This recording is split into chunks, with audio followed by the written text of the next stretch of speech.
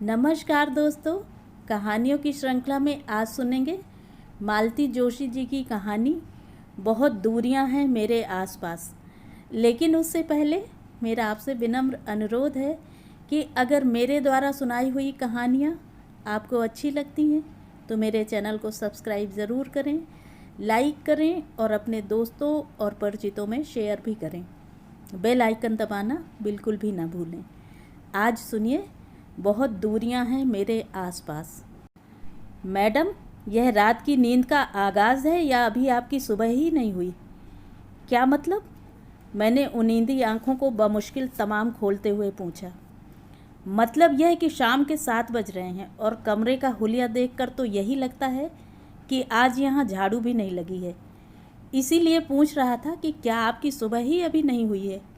बाप रे, 7 बज रहे हैं। मेरी नींद अब एकदम काफूर हो चुकी थी और मैं कपड़े संभालते हुए उठ बैठी थी। जी हाँ, शाम के 7 बज रहे हैं।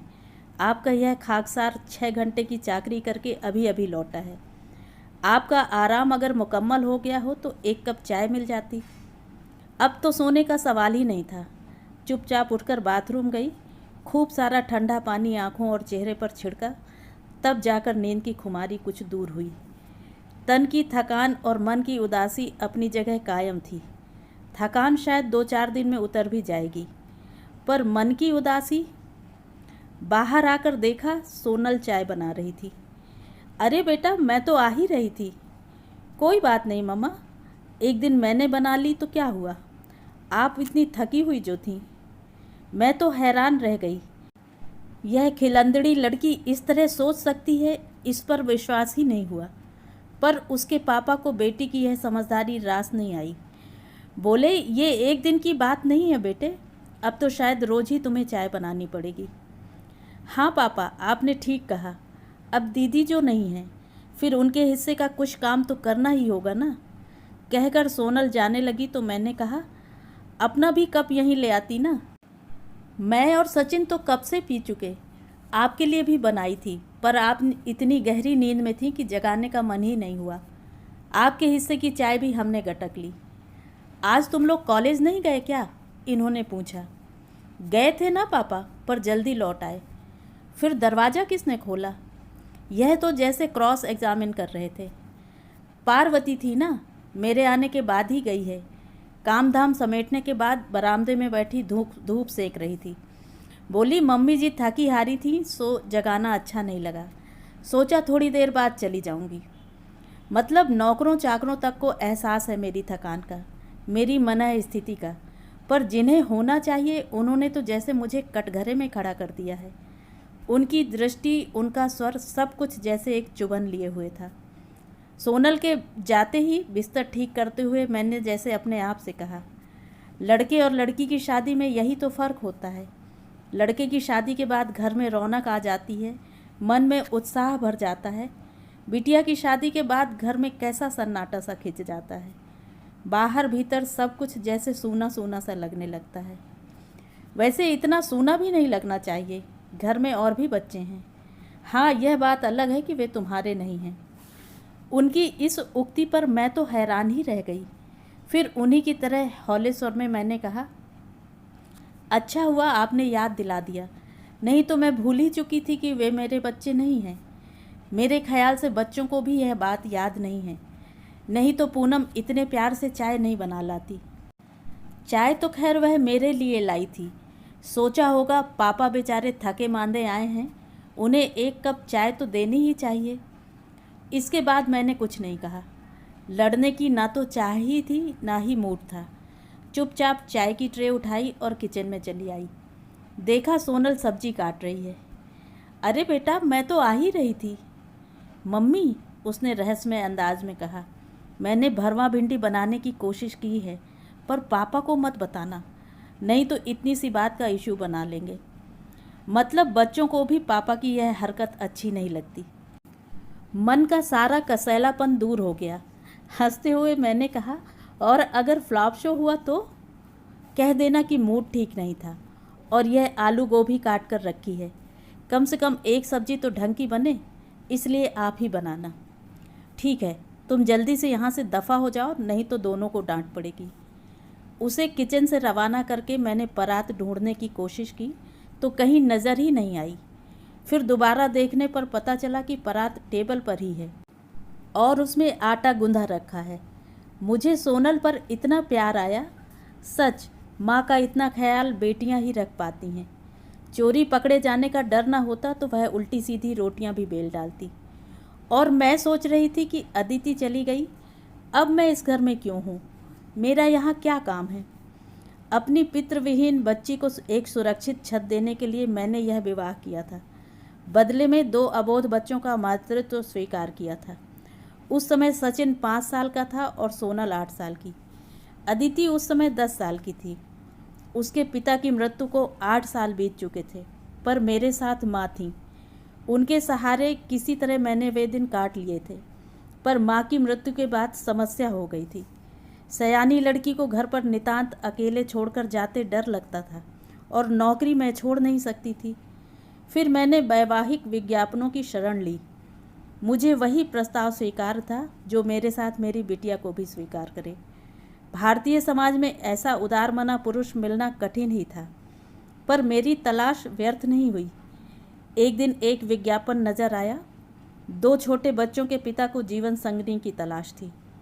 विधवा परित्यक्ता कोई भी चलेगा, एकाध संतान से भी परहेज नहीं था। बस शर्त यही थी कि उन मातृहीन बच्चों को माँ का प्यार मिलना चाहिए। लगा जैसे यह विज्ञापन मेरे लिए ही था। और फिर एक दिन मैंने अदिति के साथ इस घर में प्रवेश किया। अदिति को लेकर बहुत डर रही थी। अब तक इकलौती बेटी के रूप में सारा प्यार दुलार वही पाती रही थी। उसमें हिस्सा बांट क्या उसे सहन होगा? पर मेरा सारा डर, सारी शंकाएं निर्मूल साबित हुईं।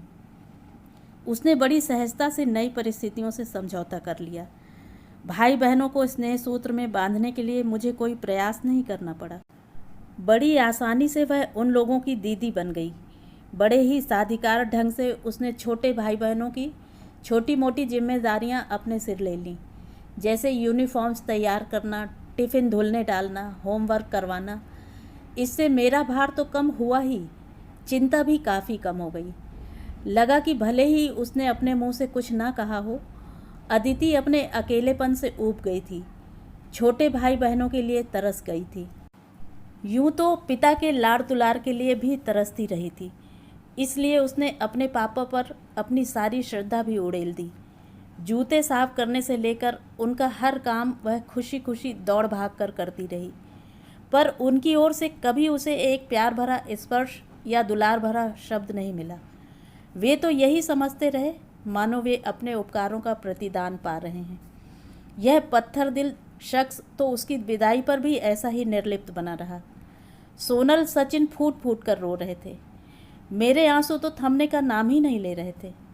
उसके चाचा, ताऊ, मामा, मौसी जो खास तौर से इस शादी में सम्मिलित हुए थे, उन सब की आंखें भी गीली थीं। वैसे भी कन्या की विदाई का प्रसंग ही ऐसा होता है कि सबको रुलाई आ जाती है, चाहे वे वर पक्ष के ही क्यों न हो। पर यह आदमी सूखा का सूखा ही रहा। अदिति जब उनके गले लगी थी तो ना तो उनका कंठ भीगा, ना ही हाथ थरथराया। लड़की बेचारी सहम कर क्षण भर में ही पीछे हट गई थी। क्या वे इस तरह सबको दिखाना चाह रहे थे कि वे कन्यादान का केवल कर्तव्य निभा रहे थे? वैसे कन्या से उन्हें कोई सरोकार नहीं है। खाना सानंद निपट गया तो मैंने राहत की सांस ली। शरीर और मन पस्त हो तो रोज़मर्रा की रसोई भी एक संकट लगने लगती है। सब कुछ बेमन से ही बनाया था तो पूरे वक्त मन में दुखी बनी रही कि अब बम फटा कि तब फटा। खाना तो शांति से निपट गया, पर बाद में सोनल जब सामान समेटने में मेरी मदद कर रही थी तो इन्होंने कहा, बेटे मेडिकल की पढ़ाई है तुम्हारी, फालतू कामों में वक्त ज़ाया मत करो। गुस्सा तो बहुत आया था, फिर भी मैंने सहज भाव से कहा, थोड़ा बहुत करने दीजिए, नहीं तो ससुराल में मेरा उद्धार होगा कि माँ ने कुछ सिखाया नहीं। मेरी बेटी डॉक्टर बन रही है, वह किसी का चूल्हा चौका नहीं करेगी, इन्होंने बड़े दर्प के साथ कहा। कहने का मन तो हुआ कि डॉक्टर हो या इंजीनियर, हिंदुस्तानी लड़की को चूल्हे चौके से मुक्ति नहीं है, पर कह नहीं पाई क्योंकि सोनल मुझे चुप रहने का इशारा कर रही थी। जब भी पापा उसकी पैरवी करने लगते हैं तो उसे अच्छा नहीं लगता। और वह जल्द से जल्द विषय को समाप्त कर देना चाहती है। हमारी बहस को अधबीच में ही छोड़कर सोनल अपने कमरे में चली गई। उसके पापा भी अपने कर्तव्य की इतिश्री जानकर टीवी के सामने जाकर बैठ गए। उन लोगों के जाने के बाद मैं अकेले ही रसोई समेटती रही। मन गुस्से से जैसे उफन रहा था। अदिति को लेकर तो इतनी व्यग्रता कभी नहीं जताई। क्या उसकी पढ़ाई का कोई महत्व नहीं था? क्या आर्ट्स वाले बिना पढ़े पास हो जाते हैं? होते भी हों तब भी 75% अंक तो नहीं पाते होंगे। उसने तो बीए और एमए में भी कॉलेज में टॉप किया था। उसका मन तो आईएएस करने का था, पर मैंने ही मना कर दिया। फिर भी वह चुप नहीं बैठी। एमए के साथ साथ वह बैंक की परीक्षाएं भी देती रही, कंप्यूटर की कोचिंग लेती रही, पर उसके लिए घर में कभी कोई रियायत नहीं बरती गई। उसके कामों की लिस्ट तो बल्कि लंबी ही होती जा रही थी। एक बार तो मैंने इनसे पूछ ही लिया था, जब आप में दूसरों के बच्चों को प्यार करने की क्षमता नहीं थी तो किसी निसंतान स्त्री से विवाह करना था, पर आपका तो भावी पत्नी की पहली संतान के प्रति विशेष आग्रह था। उनका उत्तर मुझे स्तब्ध कर गया था। बोले, तुम्हें शायद मैंने बताया था कि सचिन के जन्म के बाद मैंने ऑपरेशन करा लिया था। अगर किसी निसंतान स्त्री को घर में लाता तो निश्चय ही वह अपनी संतान की कामना करती। संभव था कि अपना फ्रस्ट्रेशन वह मेरे बच्चों पर उतारती। इसीलिए मैंने यह निर्णय लिया। मैंने सोचा कि अगर उसका बच्चा इस घर में पलेगा तो वह भी मेरे बच्चों के प्रति उदार हो सकेगी। इसकी कोई गारंटी थोड़ी ही है। मैंने कहा, इसका उल्टा भी तो हो सकता था। तो फिर मैं यहाँ किस लिए हूँ? उनके इस वाक्य में बला का दर्प था, चुनौती थी, चेतावनी थी। क्षण भर को तो मैं सहम ही गई थी। फिर एक रोष सा मन में उमड़ा था। मैं जो सहज भाव से इनके बच्चों पर अपनी ममता लुटा रही हूँ, उसे क्या ये मेरी मजबूरी समझ रहे हैं? जी हुआ कि उनके इस विश्वास को चकनाचूर कर दूँ, उनकी इस धारणा को मिथ्या साबित कर दूँ। पर बाप के गुनाहों की सज़ा बच्चों को देने की इच्छा नहीं हुई। वे दोनों तो मुझे और अदिति को अपना निश्चल स्नेह दे रहे थे। दोनों ही मेरी ममता पर पूरी तरह आश्रित थे। पर उस दिन जो एक गांठ मन में पड़ गई तो पड़ ही गई। आज भी उस प्रसंग को याद आते ही हृदय कड़वाहट से भर उठा है। सारे कामों से निवृत्त होकर सोने जा रही थी कि बेडरूम के दरवाजे पर ही ठिठक गई। पर्दे के पार कमरे में नीला प्रकाश फैला हुआ था। अगरबत्ती की भीनी सुगंध बाहर तक आ रही थी और वातावरण में जगजीत सिंह के मखमली सुर तैर रहे थे। जनाब मूड बना रहे थे। शादी की आपाधापी के बाद रिलैक्स होना चाह रहे थे। वैसे भी 8-10 दिन का अंतराल उनके लिए असहनीय हो गया होगा, पर आज मेरा तन मन किसी भी तरह उसके लिए उत्सुक न था। आज मुझे ऐसे स्पर्श की आवश्यकता थी जो मुझे सांत्वना दे सके, दिलासा दे सके। मुझे ऐसे पुरुष की कामना थी जो अतिथि के पिता की हैसियत से मेरा दुख बटा सके, जिसकी छाती में मुंह छिपाकर मैं जी भर कर रो सकूं। पर भीतर जो पुरुष बैठा था उससे यह अपेक्षा करना व्यर्थ था। उसका प्यार देह से शुरू होकर देह पर ही समाप्त हो जाता था। जितना वह पैसों के मामले में कंजूस है, उतना ही प्यार के विषय में भी है। उसका साथ, स्नेह, सारी संवेदनाएं अपने बच्चों के लिए हैं। सारा आदर मान अपनी दिवंगत पत्नी के लिए है। मुझे और मेरी बच्ची को एक सुरक्षित छत देकर उसने जैसे हम पर एहसान किया है, और इसका एहसास वह हर पल मुझे दिलाता रहता है। कम से कम आज मैं उस पुरुष का सामना न कर सकूंगी। कब मैं वापस आकर डाइनिंग टेबल की कुर्सी पर बैठ गई, खुद मुझे ही पता नहीं चला। एक निचाट सूनेपन ने, अकेलेपन ने मुझे जकड़ लिया। लगा कि मैं एक उम्र कैद भोग रही हूँ और यहाँ से निकल भागने का कोई उपाय भी नहीं है। नौकरी छोड़ने का पछतावा पहले भी कई बार हुआ था, पर आज तो अपनी उस भूल पर सिर पटकने को जी जा रहा था। उस समय यह ज़रूरी हो गया था। नौकरी के साथ साथ 3 बच्चों की जिम्मेदारी संभालना मुश्किल हो रहा था। सौतेली माँ का ठप्पा तो मुझ पर था ही। ज़रा सी भी चूक होती तो लोगों को बात करने का मौका मिल जाता। बाहर वाले तो खैर क्या कहते, मेरे सबसे बड़े आलोचक तो घर में ही मौजूद थे। फिर अदिति और सोनल दोनों बड़ी हो रही थीं। उन्हें नौकरों के भरोसे छोड़ते डर लगता था। बहुत मजबूरी में मैंने इतनी पुरानी नौकरी से त्यागपत्र दिया था। मेरी दूसरी शादी के बाद मेरी पेंशन भी बंद हो गई थी। हाँ, अदिति की बराबर मिलती रही, उसे मैं जमा करती रही। संकल्प ले लिया था कि इन पैसों को हाथ नहीं लगाऊंगी। जितना भी इकट्ठा होगा अदिति की शादी पर गहने बनवा दूंगी। नौकरी छोड़ते समय मुझे जो भी मिला मैंने फिक्स में डाल दिया था। उसके ब्याज से अपनी छोटी मोटी ज़रूरतें पूरी करती रही। वह पूरा पैसा शादी से पहले मैंने इनके हाथ में लाकर रख दिया। अदिति की शादी ही मेरे जीवन का एकमात्र ध्येय था। जाहिर था उतने पैसों से पूरा पड़ने वाला नहीं था। उन्हें अपनी ओर से भी कुछ लगाना पड़ा था, जिसका हवाला वे पिछले 8-10 दिनों में 50 बार दे चुके हैं। कई बार कहने का मन हुआ कि आपके घर में जो इतने बरसों से खट रही हूँ, कुछ उसका भी तो हिसाब लगाइए, पर इतनी अच्छी बात कहने की इच्छा नहीं हुई। और फिर अभी तो अदिति की सिर्फ शादी हुई है, अभी तो साल भर के 30 त्यौहार बाकी हैं। फिर उसके बच्चे, बच्चों के नेत्र शगुन, इन सब के लिए तो इन्हीं की शरण में आना है ना। सच, अपनी ही बनाई कारा में कैद होकर रह गई हूँ मैं। बाहर निकलने का कोई रास्ता नहीं है। उस अनचाहे पल को टाल कर यहाँ कितनी देर बैठ सकती थी मैं। कभी तो उससे 2-4 होना ही था। अनिच्छा से ही सही, उठना तो था ही। उठते हुए सामने शेल्फ पर नज़र गई और कतार में रखे 3 बड़े बड़े मग्स पर अटक कर रह गई।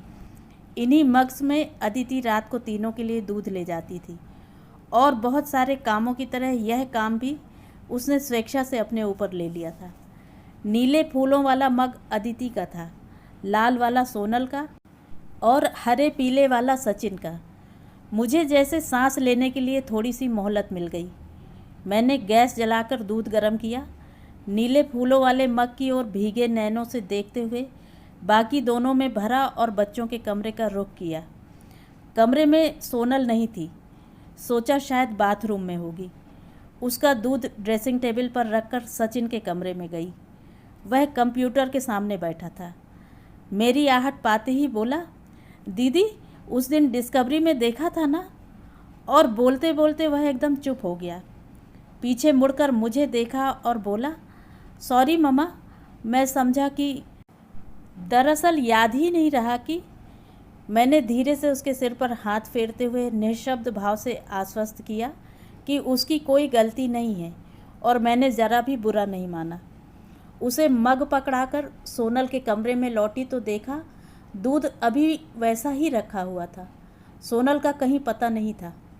तभी बालकनी में एक छाया सी नज़र आई। देखा तो रेलिंग में टिकी सोनल शून्य में निहार रही थी। सोनल, मैंने धीरे से पुकारा तो वह एकदम चौंक पड़ी। उसने पलटकर पीछे देखा। उस समय उसका चेहरा आंसुओं से भीगा हुआ था। क्या हुआ बेटे? मैंने उसे सहलाते हुए पूछा। कुछ नहीं मम्मा, दीदी की याद आ रही थी। उस क्षण वे दोनों बच्चे मुझे इतने अपने लगे कि बस, वे भी मेरी तरह अदिति की याद में भीग रहे थे। मैं उसे हाथ पकड़कर कमरे में ले आई। पलंग पर बिठाते हुए कहा, सोनल, अब हमें उसके बिना जीने की आदत डालनी होगी। मुश्किल तो है पर धीरे धीरे आदत पड़ जाएगी। कहते कहते मेरा स्वर भी भीग गया। अब अलग यह था कि मैं रो रही थी और वह मुझे सांत्वना दे रही थी। बहुत देर से रुकी रुलाई इस तरह अनायास बाहर निकल आई। मन बड़ा हल्का हो गया। मम्मा, आज रात आप मेरे पास सो सकती हैं? मैंने प्रश्नार्थक नज़रों से उसकी ओर देखा। दरअसल इस कमरे में कभी अकेले सोई नहीं हूँ ना मैं। छोटा था तो सचिन मेरे साथ सोता था, फिर दीदी आ गई। सिर्फ आज ही, फिर जैसा आप कहती हैं धीरे धीरे आदत पड़ जाएगी। मैं कुछ कहने को थी कि तभी सचिन कमरे में आया। छोटी दी, दूध जल्दी ख़त्म करो, फिर मैं गिलास किचन में रखाता हूँ। फिर मुझसे मुखातिब होकर बोला, मम्मा, दीदी ने दिन भर में एक बार भी हमें फ़ोन नहीं किया ना। बेटा, नई दुल्हन है, संकोच कर रही होगी। वैसे पहला फ़ोन तो हमें ही करना चाहिए था। कम से कम पहुंचने की सूचना तो दे देते, पर याद ही नहीं रहा। अभी कर दें? वह एकदम उत्साहित हो उठा। बड़ी मुश्किल से हाथ पकड़कर मैंने उसे रोका। अभी नहीं बेटा, फ़ोन पता नहीं किसके कमरे में होगा। इतनी रात गए उन लोगों को परेशान करना ठीक नहीं है। इस बार दीदी आएगी ना, तो हम लोग उसे एक मोबाइल लेकर देंगे, फिर कोई समस्या नहीं रहेगी। सोनल ने अपना खाली मग उसे पकड़ाते हुए कहा, किचन में रखने जा रहे थे ना, सिंक में रखना, टेबल पर मत छोड़ देना। उसके जाते ही बोली, ताड़ सा लंबा हो गया है पर अक्ल नाम मात्र को नहीं है। यह वक्त है उन लोगों को फ़ोन करने का। अभी छोटा है रे, इतनी ऊंच नीच कैसे समझेगा। ज़रा सा कद निकल आया तो क्या हुआ, अभी बच्चा ही तो है। वह बुद्धू नहीं है, बस भोला है। भगवान करे उसका भोलापन ऐसा ही बना रहे। किचन से लौटकर सचिन मेरे पास ही बैठ गया। मैं पलंग की पाटी से टिक कर बैठी थी। दोनों बच्चे मेरे अगल बगल बैठे थे। बड़ी सी रजाई हम लोगों ने अपने पैरों पर डाल रखी थी। बड़ा अच्छा लग रहा था। थोड़ी देर इधर उधर की बातें होती रही कि सचिन ने एकदम कहा, शिट, दीदी नहीं है तो बड़ा बोर लग रहा है। अब इसकी आदत कर लो बच्चू जी, 3-4 साल बाद ये महारानी भी फुर्र हो जाएंगी। फिर रह जाएंगे बस हम, तुम और तुम्हारे पिताश्री। तब यहाँ दिन में उल्लू बोलेंगे। सोनल एकदम ताव में आ गई। 3-4 साल बाद मुझे कहाँ भेज रही हैं आप? वहीं जहाँ सब लड़कियाँ जाती हैं। साफ कह देती हूँ, मैं कहीं नहीं जाने वाली। ऐसा तो सभी लड़कियाँ कहती हैं, पर शादी तो करनी ही पड़ती है ना। हाँ, करियर का कचरा करने के लिए शादी से अच्छा बहाना कौन सा हो सकता है। आपने दीदी के साथ तो मनमानी कर ली, पर मैं दीदी नहीं हूँ, यह जान लीजिए। यह क्या कह रही हो सोनल तुम? मैंने कौन सी मनमानी की है? क्यों, क्या आपको पता नहीं था कि दीदी प्रीलिम्स की तैयारी कर रही हैं? आप जानती थी कि वे बैंक की परीक्षाएं दे रही हैं, पर आप तो जैसे पीछे ही पड़ गईं। जानती हैं कितने बेमन से वे शादी के लिए तैयार हुई थीं। बोली, माँ की ज़िंदगी का तो बस एक ही मकसद रह गया है, मेरी शादी तो कर ही लेती हूँ। रोज़ रोज़ की चकचक से तो मुक्ति मिलेगी। भाग में होगा तो शादी के बाद भी पढ़ लूँगी। मैं तो स्तब्ध रह गई। मेरी बेटी इन लोगों के साथ इतनी अंतरंग थी और मुझे उसके मन का पता ही नहीं चला, या कि मैंने जानबूझकर उसे अनदेखा किया। उसकी शादी की चिंता ने ही जैसे मेरा तन मन व्याप लिया था, और आपको सिर्फ दीदी की शादी से सरोकार था। वही आपकी ज़िंदगी का मकसद था। हम लोग कुछ भी नहीं हैं। शर्म से मैं पानी पानी हो गई। मेरे मन का चोर सोनल ने कितनी आसानी से पकड़ लिया था। इन बच्चों के पिता अदिति को सहज स्नेह नहीं दे सके तो मैंने उन्हें हमेशा कटघरे में खड़ा किया, पर मैं भी तो अदिति की शादी से परे कभी कुछ सोच ही नहीं सकी। सचिन और सोनल को लेकर कोई भी सपना मैंने नहीं देखा। क्यों? सोनल के स्वर का आक्रोश बहुत चुभने वाला था। उसकी आंखों में लिखे आरोप पत्र को मैं सहज ही खारिज नहीं कर सकती थी, पर बचाव तो करना ही था। मैंने दोनों को अपने से सटाते हुए कहा, ऐसा कहना पड़ता है बेटा, नहीं तो वह तैयार थोड़े ही होती। हमें बीच में सांस लेने के लिए थोड़ा वक्त तो चाहिए ना। इस शादी के खर्च को पाटने में 3-4 साल तो लग ही जाएंगे। फिर तुम्हारी शादी है, इस लंबू राम की पढ़ाई है। सब कुछ एक साथ थोड़े ही हो पाता है, प्लानिंग तो करनी ही पड़ती है। मेरे एक एक शब्द के साथ सोनल के चेहरे का तनाव धीरे धीरे कम होता चला गया और मैंने राहत की सांस ली। तभी दरवाजे पर आहट हुई। बच्चों के पिताजी सामने खड़े थे। उनकी आंखों में कौतूहल था। क्या कॉन्फ्रेंस हो रही है? कुछ नहीं, बच्चे ज़रा लोनली फील कर रहे थे तो पास बैठ गई। और लोग भी लोनली हो रहे हैं तो आप भी आ जाइए ना, बच्चों को अच्छा लगेगा। मैंने अपने पैर सिकोड़ते हुए कहा। कहना चाह रही थी कि आप भी प्यार की इस गर्माहट का एहसास कीजिए, पर कह नहीं पाई। पता नहीं समझ पाते भी कि नहीं। तो ये थी कहानी। कहानी आपको कैसी लगी कमेंट करके ज़रूर बताएं।